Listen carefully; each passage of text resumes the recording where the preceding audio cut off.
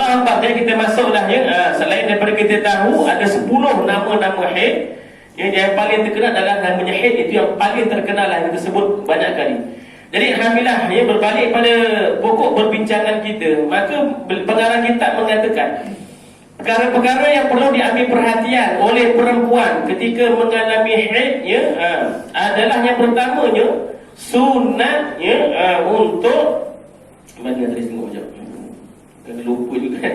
Sunat yang pertamanya tidak memotong kuku, rambut dan lain-lain apa yang ada di anggota badan kita yang dibagi seorang wanita. Ya, kerana ada riwayat yang menyebutkan ya, anggota badan yang belum disucikan akan kembali kepada pemiliknya pada hari kiamat nanti dalam keadaan janabah. Ya, ini apa? Dalam keadaan tidak suci.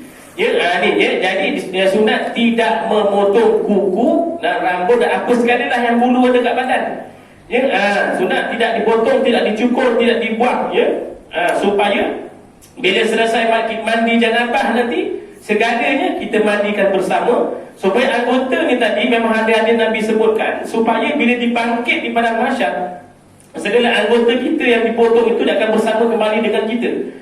Ya, bila ada anggota yang tidak dimandikan, ya, maksudnya tak dibersihkan waktu haid tadi, kita potong umpamanya kuku tu ataupun rambut tu kita potong umpamanya, jadi tak dimandikan ya, maka bila dibangkitkan nanti, contohlah dalam tali kuku ya, kita potong, bila dibangkitkan akan ada nampak kehitaman ya, hitam ya, sebab kesan dia apa? Sebab tak dimandikan ataupun tak disucikan anggota tersebut ya. Itu memang ada hadis ini tuan-tuan menerangkan begitu. Jadi sunatnya tidak memotong kuku, rambut dan segala yang ada dekat badan kita, bulu-bulu dan seumpamanya, tidak dibuang, tak cukur dan dipotong dan pun seumpamanya ya.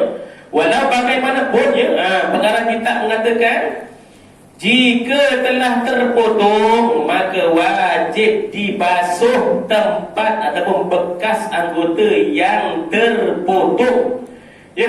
Jika dah terpotong maka basuh tempat yang baki tempat pula ya, bukan apa yang telah dipotong ya. Kita potong kuku ya, bukan basuh kuku yang terpotong tu, basuh tempat ya, kita sucikan tempat yang kuku kita itulah ya, yang kekal tu ya, yang berbaki itu yang kita basuh ya. Cuma hanya dalam bab menguruskan benda-benda yang berkaitan bab janabah ni tadi, ada setengah orang memang dia berpendapat bila dia sepanjang katalah haidnya berapa hari, 14 hari ke 15 hari ke, dia kumpul ya, kat kuku je kan, potong dikumpul umpamanya, nanti bila mandi dibawa sekali pun boleh, sebenarnya tak ada masalah pun ya kalau nak buat macam itu ya.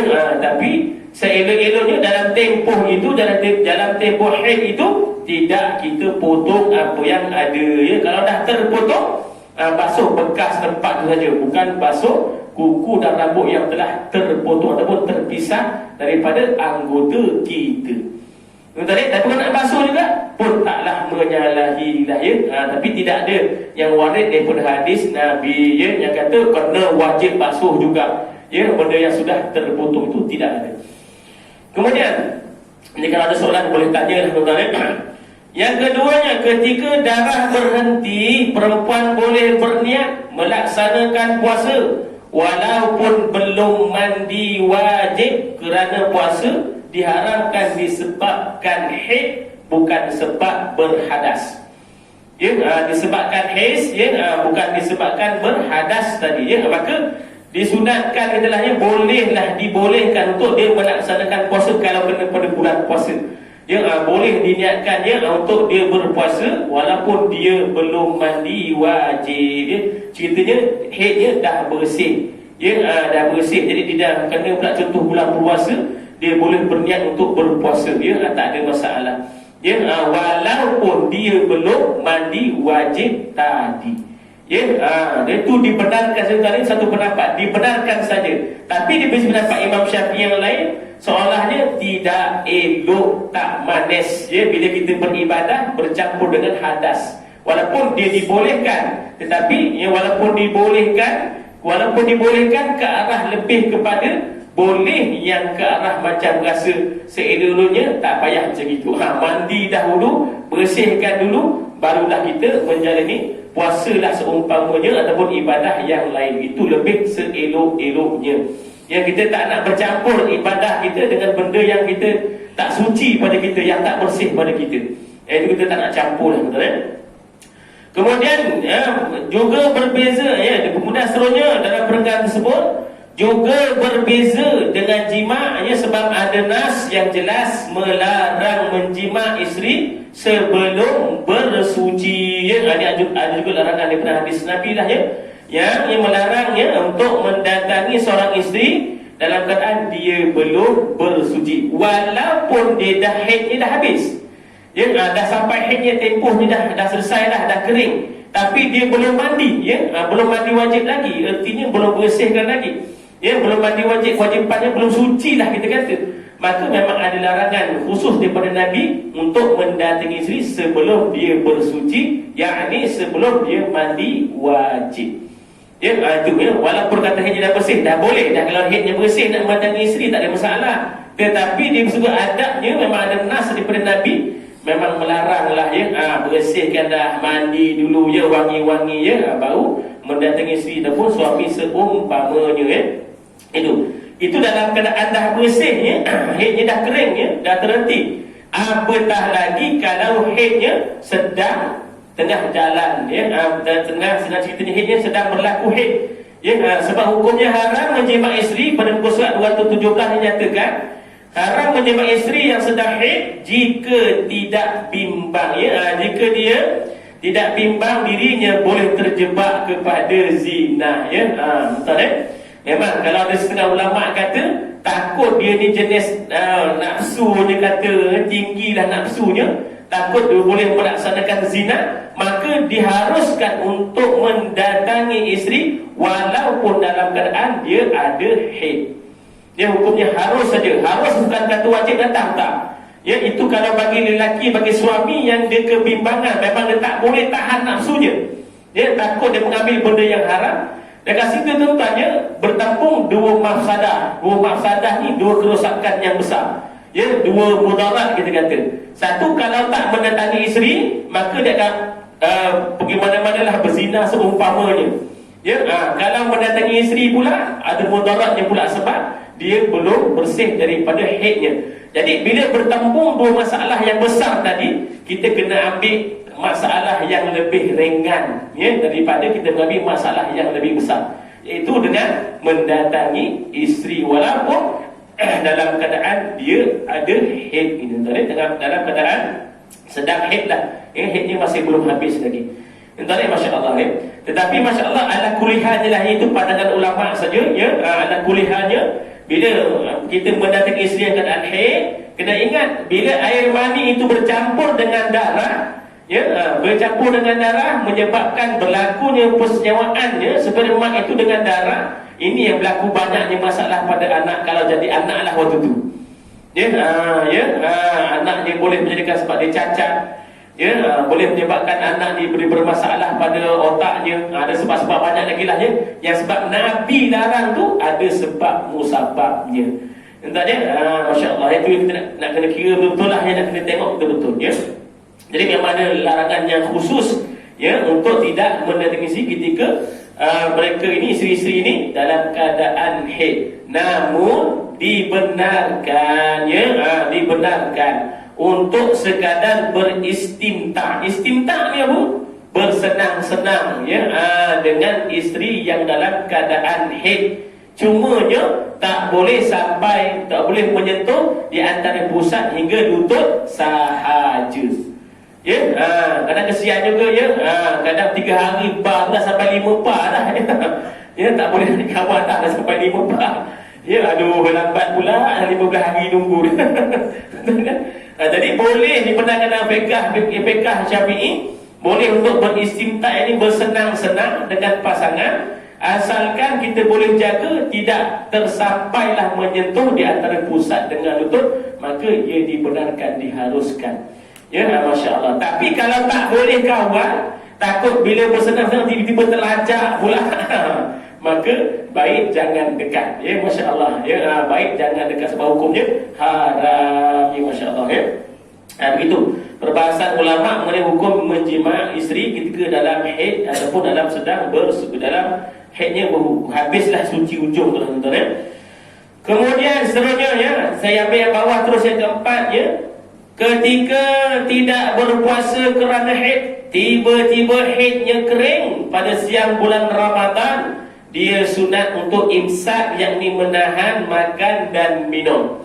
Ya, ketika tiba-tiba ya, memula tadi pagi yang darah masih keluar lagi, naik tengah hari pukul 2 dah kering dah. Sepatutnya dia dah boleh mandi ya, tapi dia kena dia tidak berpuasa betul tu, dia boleh imsak. Jadi apa imsak ni? Menahan. Dia tak boleh boleh ni tak boleh makan, tak boleh. Walaupun keadaan dia tengah-tengah itu dah kering, dah bersih, maka dia kena imsak, ni menahanlah ya, untuk sampai ke petang ya, untuk menghormati bagi orang-orang yang berpuasa.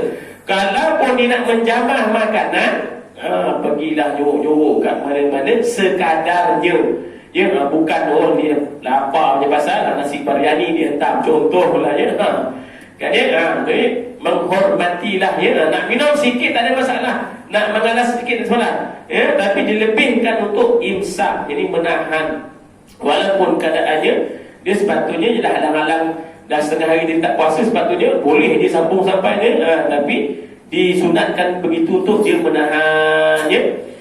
Kemudian bagi perempuan yang telah berhaid ya, tetapi belum sempat mandi, disunatkan membersihkan alat kemaluan dan berwuduk jika ingin makan, minum ataupun tidur.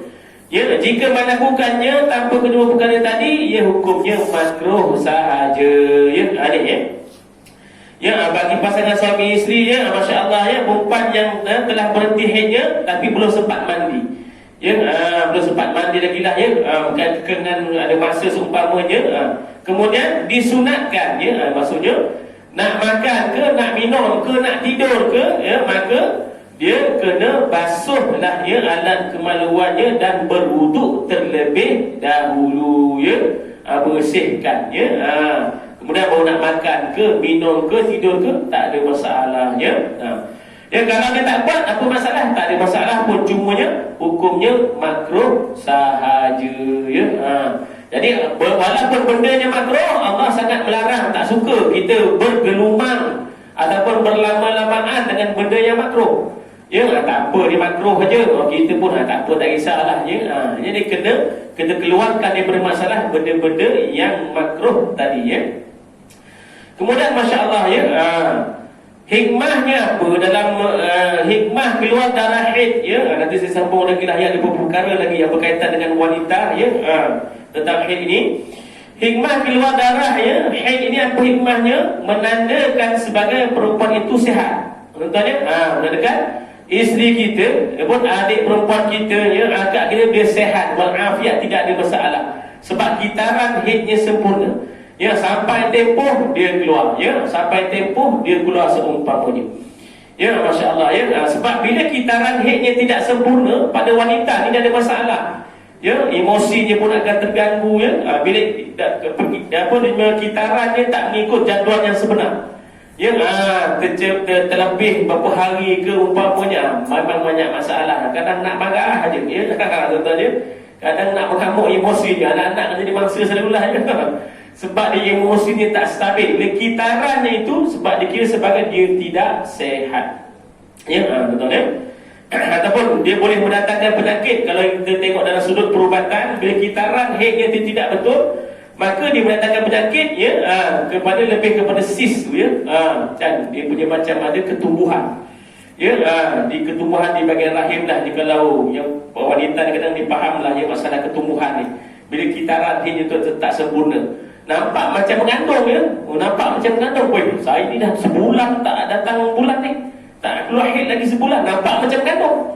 Pergi jumpa doktor, tak mengandung rupanya dia ada penyakit dekat dalam rahim tersebut. Ya, kalau tak dibuang ya, sis tersebut kalau tak dibuang ya, dia macam ketumbuhan lah, dan dia boleh membesar. Ya, ketumbuhan tu dia boleh membesar. Biasa orang ada masalah ni dia akan operate lah, buang ketumbuhan tersebut. Barulah kitaran haid itu dia boleh jadi kitaran yang sempurna macam biasa. Jadi kalau selagi tak dibuat, menyukarkan dia untuk mengandung. Ini terutama ibu-ibu yang muda lah ya, menyukarkan. Sebab benda ni dia menghalang proses rahim itu ya menjadi lebih sempurna ya.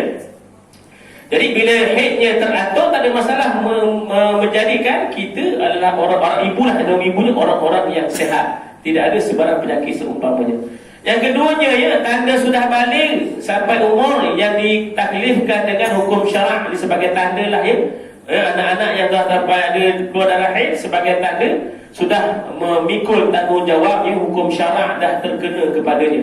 Ia dah dipertanggungjawabkan kepadanya.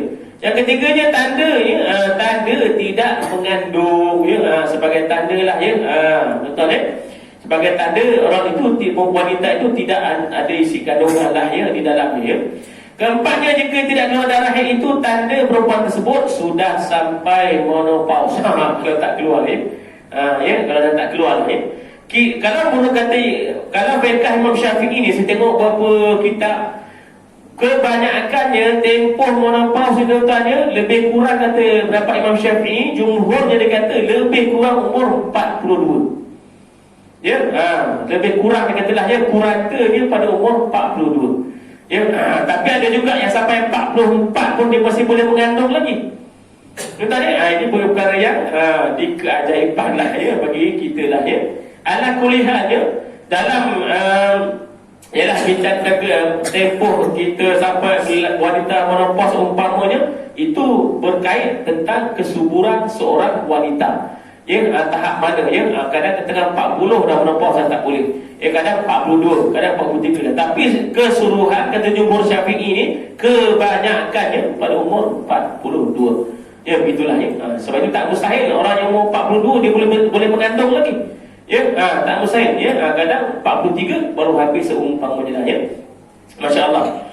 Kemudian tuan-tuannya, selain daripada beberapa perkara yang kita sebutkan tadi di atas ya, saya tengok kitab-kitab yang lain ya, mereka mengatakan selain daripada hukum-hukum berkaitan tadi puasa tadi, berkaitan dengan solat tadi ya, berkaitan dengan mendatangi suami seumpamanya, maka kata Jalaluddin As-Sayuti, Imam Jalaluddin As-Sayuti, Imam Sayuti ya, dalam kitab beliau Asbab wan Nazair ya, beliau menyebutkan ya, dia kata hukum ahkam yang berkaitan dengan wanita yang sedang haid. Ya, wanita sedang haid ada beberapa hukum ahkam ni lah ya. Di antaranya ada 9 hukum ya. Pertamanya dia kata apa yang hukum yang berkaitan dengan wanita, diri wanita itu sendiri ya. Apa dia kata pertama? Ya, yang haram ya bagi wanita itu pertamanya sembahyang. Ya, memang tak boleh dah ya sembahyang ya. Jadi orang lelaki ni jangan cemburu lah bila isteri tak sembahyang, kita wah ya.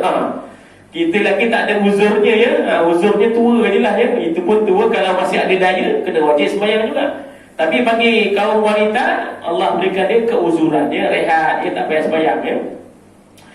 Kemudian sujud tilawah pun tak boleh ya. Sujud syukur ya, ada 9 perkara disebutkannya yang haram ya. Kemudian yang keempat, tawaf ya, yang tak boleh. Seterusnya berpuasa, nanti kita sebutkan tadi ke atas berpuasa. Keenamnya iktikaf ya, dalam masjid yang kita beriktikaf tak boleh. Ketujuh, memasuki kawasan masjid ya, kawasan kan dibimbangi takut darah tersebut mencemari kawasan masjid tersebut. Kemudian ke-8-nya membaca Al-Quran, dan yang ke-9 menyentuh mashaf. Ya, ini kata Imam Sayuti ya, 9 perkara yang diharamkan bagi wanita yang berada dalam keadaan haid. Ya, 8 boleh diharamkan ya. Itu 9. Kemudian ada 3 ya. 3 yang berkaitan dengan yang diharamkan ke atas suami. Ya, tadi pada wanita ada 9. Pada suami dia ada 3 saja yang diharamkan. Apa yang pertamanya adalah persetubuhan diharamkan dalam tempoh tadi. Kemudian talak ya, talak. Ni kadang orang kita ni tuan-tuan zaman sekarang, orang muda yang tak faham ni, banyak kes perceraian ni berlaku dalam talak. Dalam keadaan dia tengah haid tu ditalakkan. Ya, maka hukumnya tak boleh. Dia kena tunggu sampai dia suci ya, baru boleh dihukumkan jatuh talak tersebut.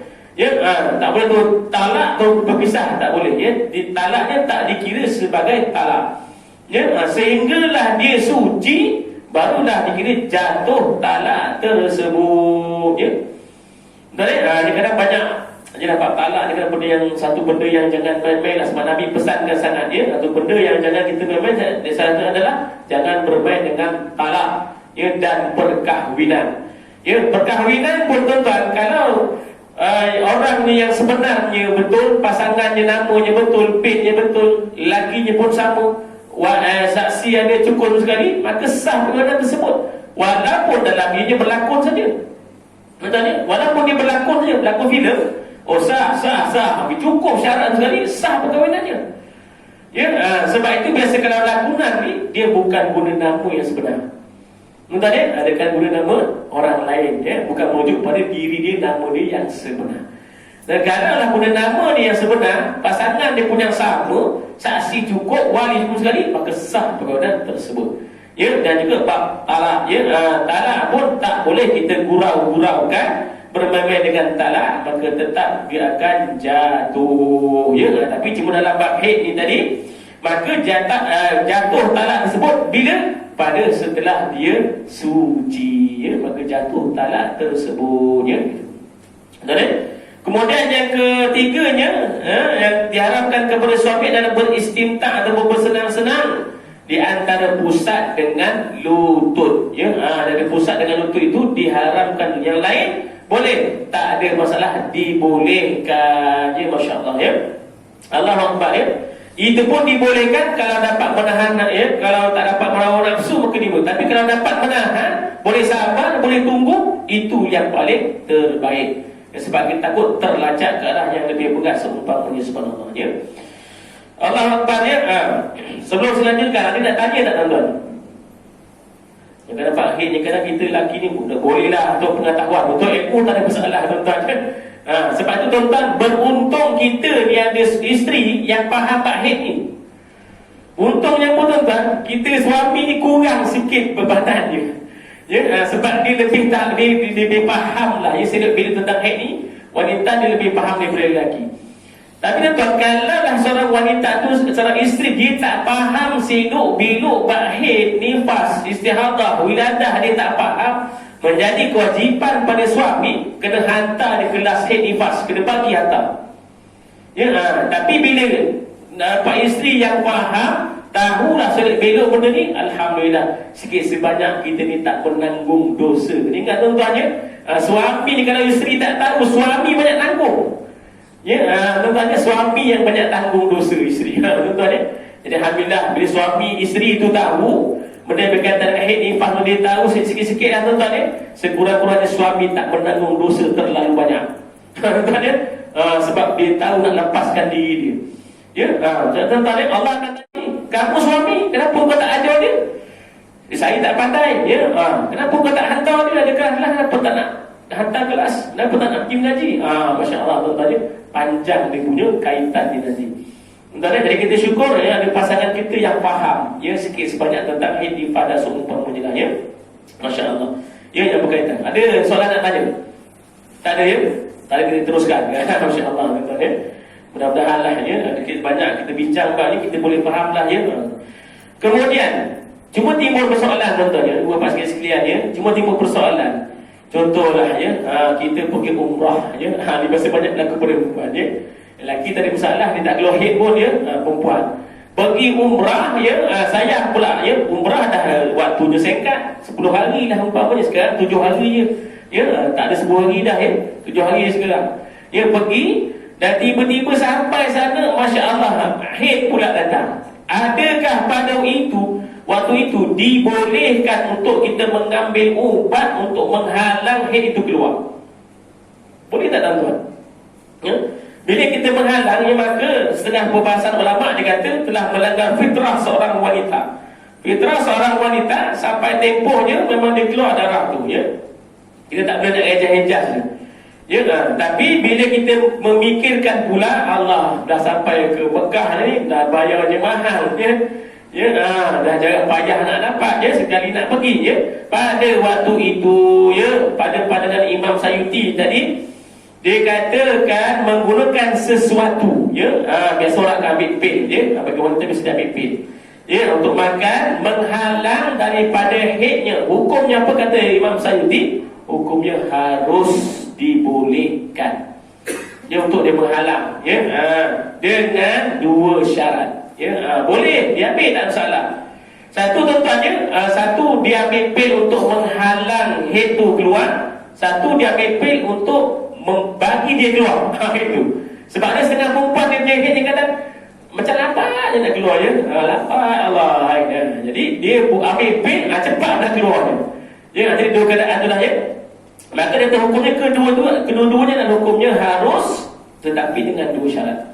Apa kata Imam Sayuti? Syarat yang pertama, ya, pertama dia tidak bimbang mudarat ke atas dirinya. Dia ambil tu mudarat tak pada dirinya. Ya, tuan-tuannya, ni kadang memanglah kita ni nak beribadah yang di Mekah umpamanya, nak buat umrah, memang excited, semangat ni nak buat ni. Ya, tapi tengok pula kita ambil tu mudarat kan tidak pada kita. Sebab ada beberapa kes yang berlaku, ya.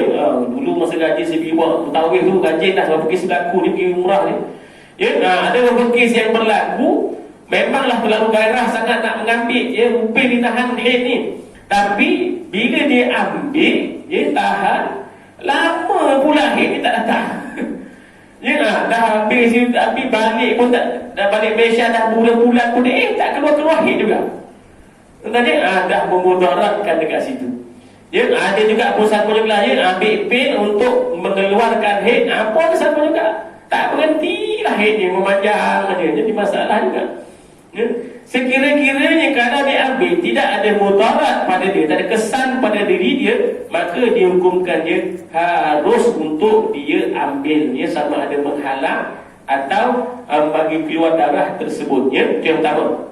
Yang kedua, dia syarat kedua, dilakukan dengan izin suami. Ya, ibu-ibu, ya, kalau nak kena minta izin suami, tak boleh suka hati kita makan saja, tak boleh. Sebab ada kaitannya, hubungannya dengan suami, ya. Ada kaitannya dengan hak-hak suami yang perlu kita sampaikan kepada dia.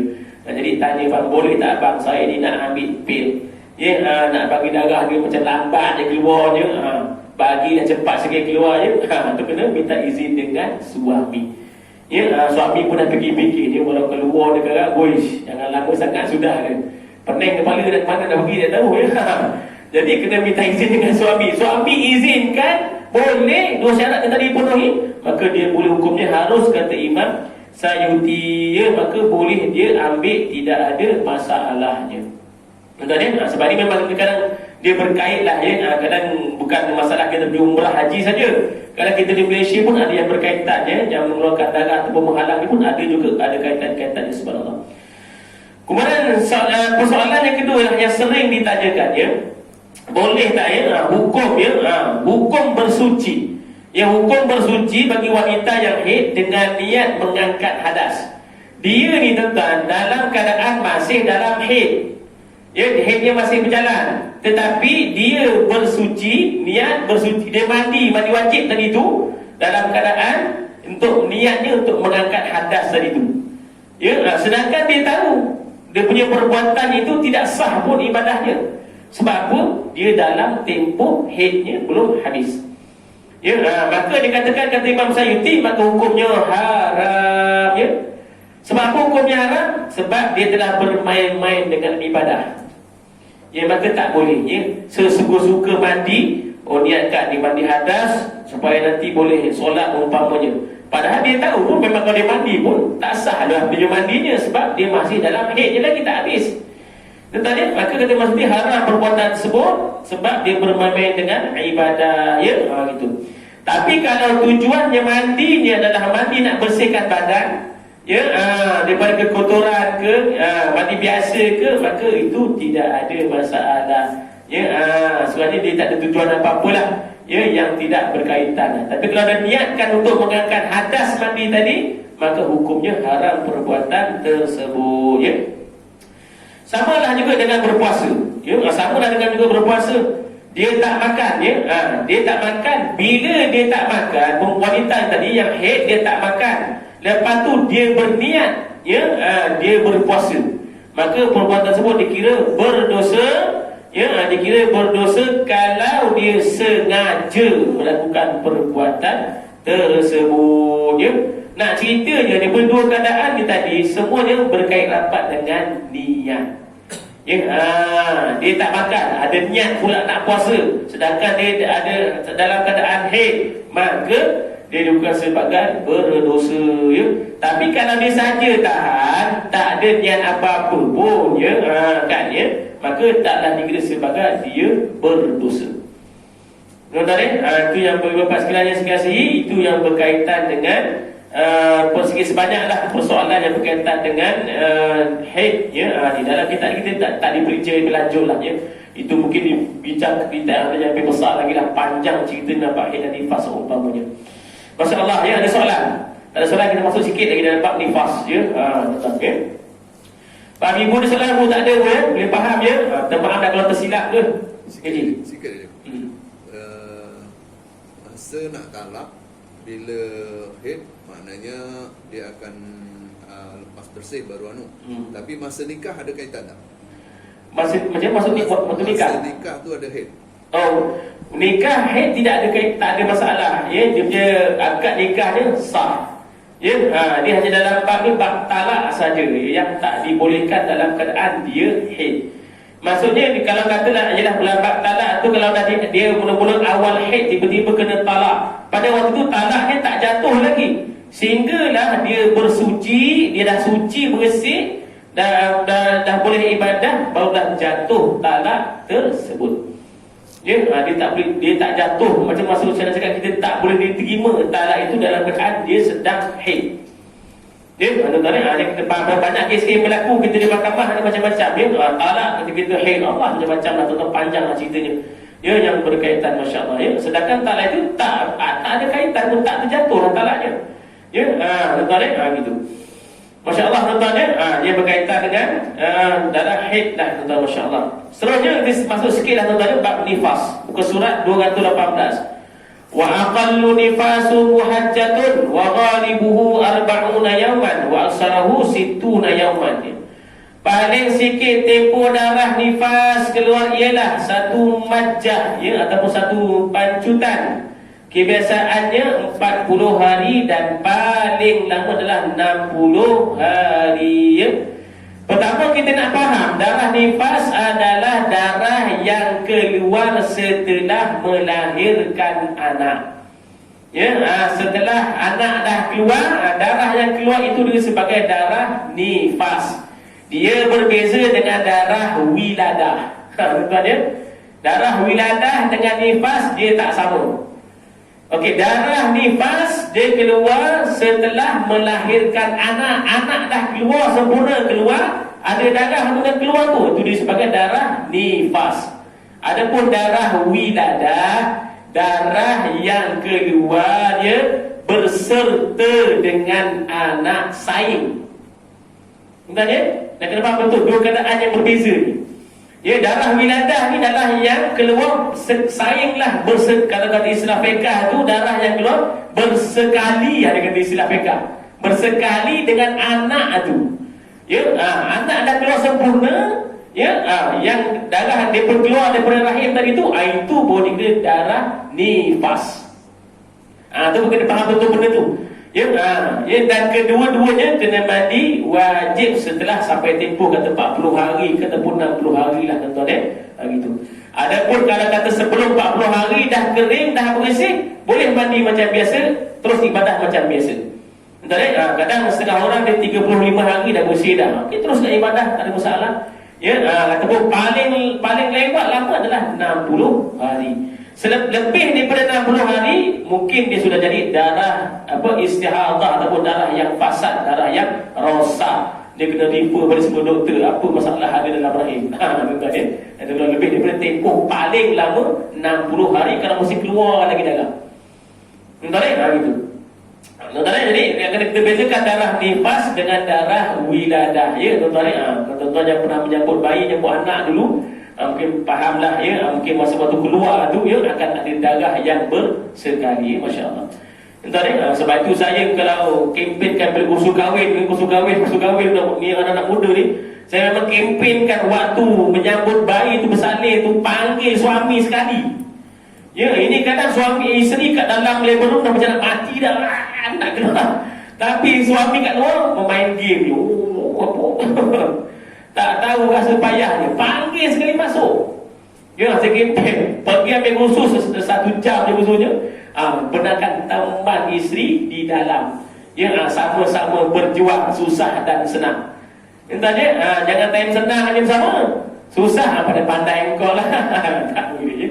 Panggil. Ya, sama-sama berikan semangat, berikan sokongan. Ya, waktu itu biasa kalau kita nak sambut bayi, biasa doktor akan bagi. Ya, nak sambut. Tanya, pasti akan tanya, nak sambut? Nak sambut lah kan? Ya, tanya, ini pengalaman lah. Kalau berani, ya, kalau tengok darah tak pengsan. Kalau tengok darah pengsan, tak payah. Ini menyusahkan orang doktor pula.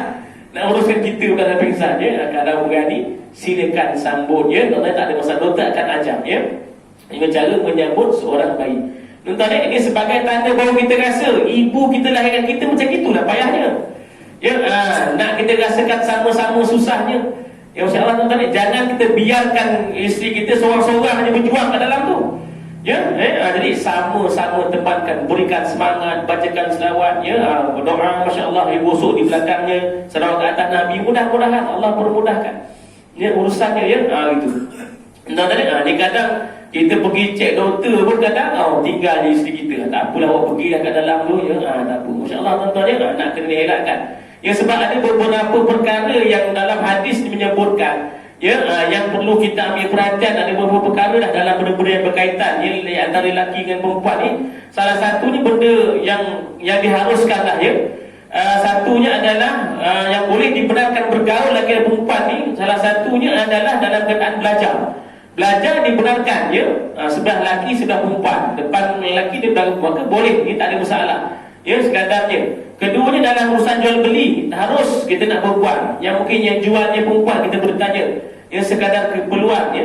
Yang ketiga yang diharuskan, ya, adalah dalam urusan kedoktoran lah, ya. Harus, ya, untuk kita ni, ya, seorang suami ke isteri ke, pergi berjumpa dengan lain jantina dengan kita, tetapi mesti bersyarat, ya. Tak boleh kita biarkan. Tak pernah awak masuk nak jumpa doktor tu, ya, seorang-seorang ni tak boleh. Mesti syaratnya apa? Berteman. Mesti berteman. Kalau kita menghadiri ataupun datang pada doktor yang lain jantina dengan kita. Kalau sama jantina tak ada masalah.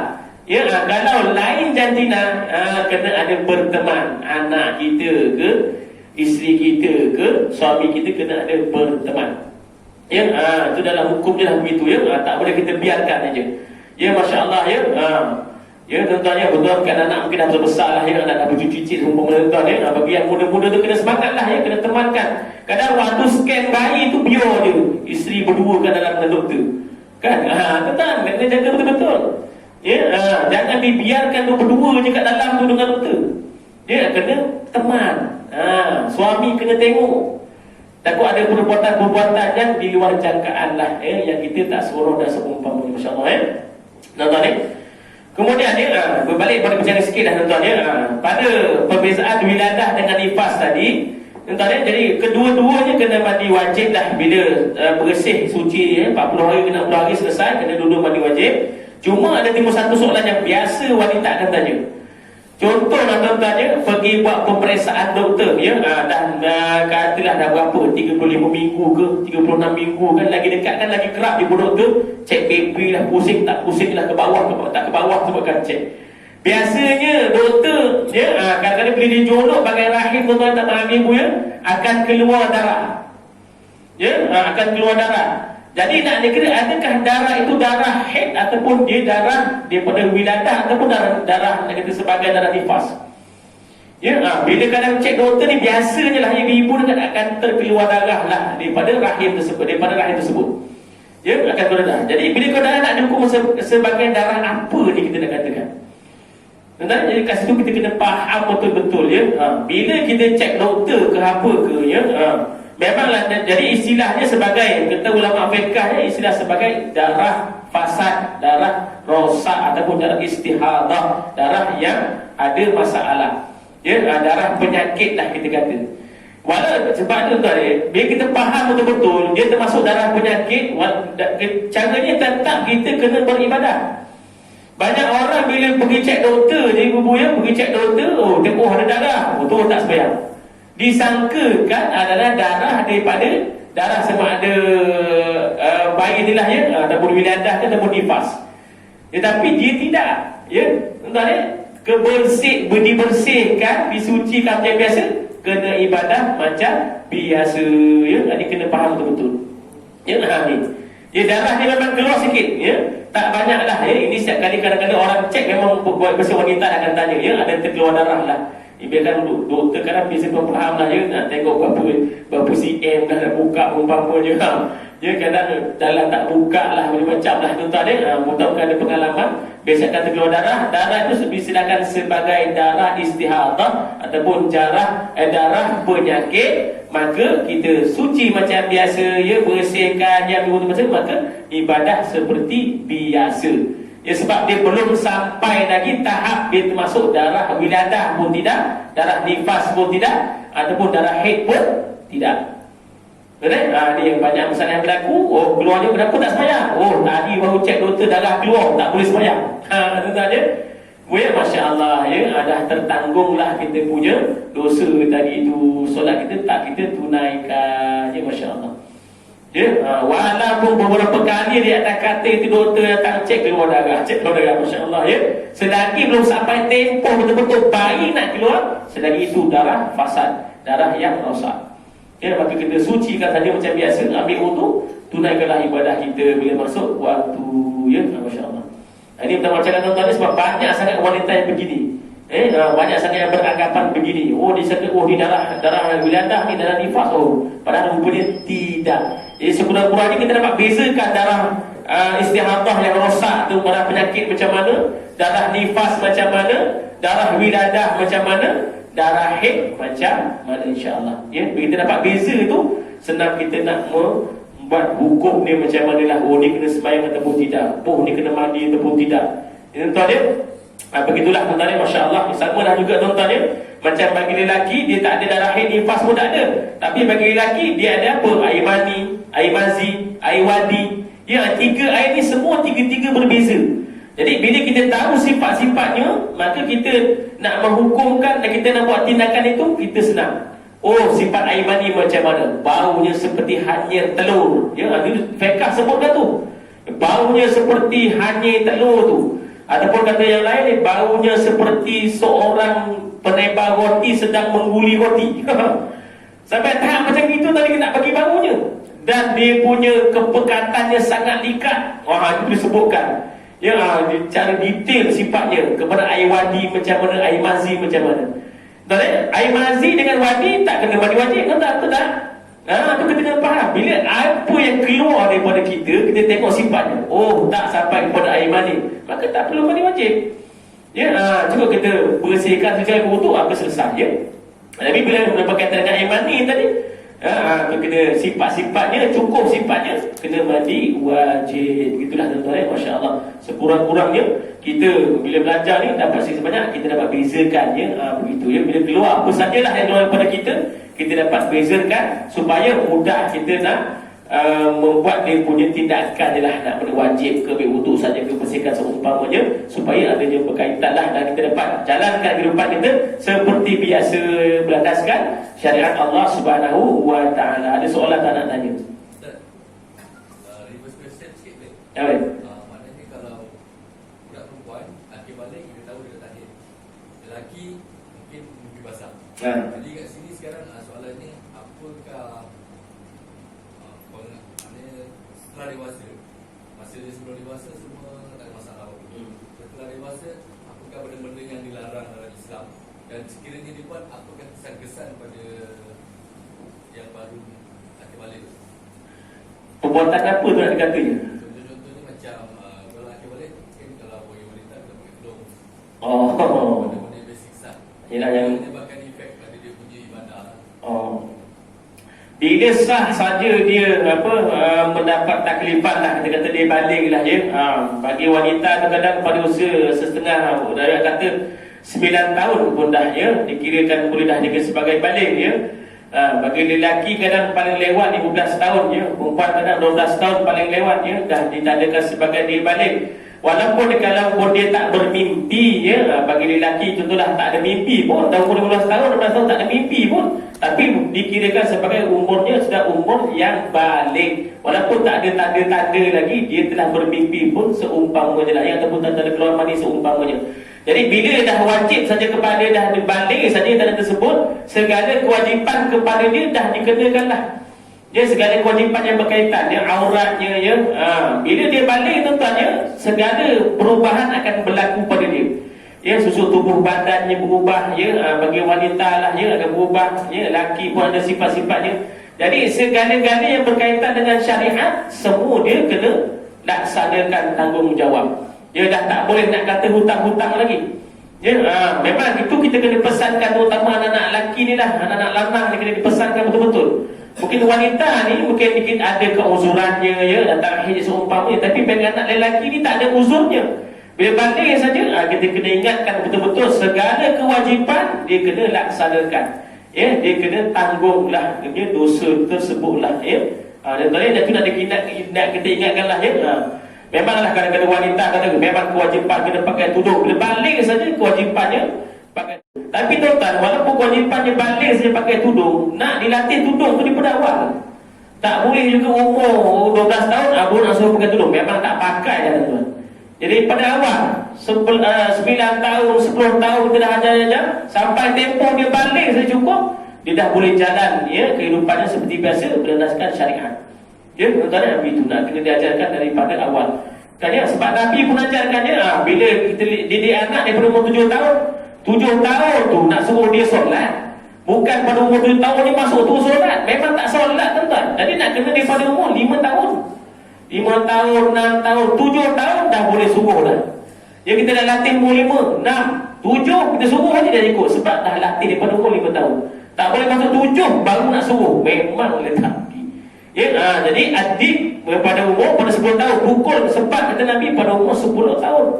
Ya, jadi bila sempat tu 7, 8, 9, 3 tahun tempoh nak dilatih betul-betul. Bila masuk 10 tahun tak kena ibadat. Sebab apa? Kita dah latih 3 tahun tersebut.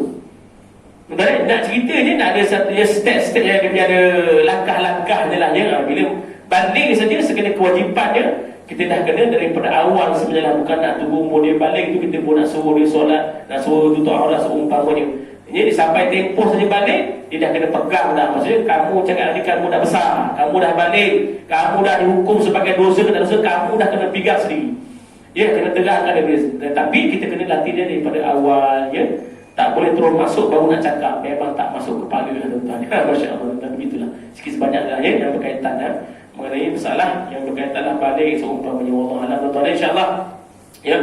Jadi kalau kita lanjutkan macam-macam lah tuan-tuan, mudah-mudahan lah kita ada masih tersambung olehlah ya perbicaraan kita tentang haid dan nifas. Insya-Allah ada sikit di dalam pembahasan kitab ni mengenai darah istihadah. Mudah-mudahan ya ada kepahaman lah sikit sebanyak ya dalam kita memahami ya selok-belok kita beragama ya. Mudah-mudahan Allah Ta'ala memberi kita faqih fiddin. Tuan-tuan ya, bila Allah nak kita kebaikan, yufaqihu fiddin, Nabi sebutkan. Bila Allah nak pada kita ni kebaikan, Allah fahamkan kita selok-belok beragama. Tuan-tuan ya, bagaimana cara nak faham? Datang kuliah lah tuan-tuan. Baru kita faham. Tuan-tuan ya, tak boleh mengaji sendiri je. Ya, beli buku ngaji baca tak boleh tuan-tuan. Sebab Nabi sangat melarang kita beli buku ngaji sendiri baca. Masya Allah. Kata Nabi, yang ketiga siapa? Pasti yang kedua setan pasti akan datang. Tuan-tuan ya, jadi nak beli buku boleh nak sekadar baca, tapi bila sampai part yang tak faham, kena tanya yang faham. Ya, sebab pemahaman kita berbeza. Ya, kadang kita macam gini, oh rupanya fahamnya gini. Tuan-tuan ya, Masya Allah, begitulah. Wallahu a'lam. Mudah-mudahan ada keberkatan perjumpaan kita pada malam ini. Berkat rahmat daripada Allah Subhanahu wa taala. Amin ya rabbal alamin. Al-Fatihah.